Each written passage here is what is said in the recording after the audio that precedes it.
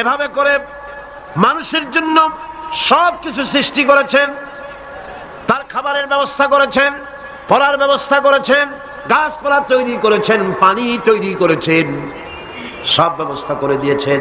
এমনকি শীতকালে পিঠা খাবেন, রসের ব্যবস্থাও করে দিয়েছে। চট্টগ্রামের রস আছে না? কি গাছের রস? খেজুর গাছের রস। এই খেজুর গাছের গোড়া খুঁজতে খুঁজতে 5 মাইল নিচেও যদি চলে যান, খেজুর গাছের মাথায় যেমন রস পাওয়া যায়, খেজুর গাছের 5 মাইল নিচে কি ওরকম এক ফোঁটা পানি পাওয়া যাবে? খেজুর গাছের ভিতরেও কি তেমন পাওয়া যাবে? ঠিক জায়গা মতো কাটলে যেমন রস পাওয়া যাবে, অন্য জায়গায় পাওয়া যাবে না।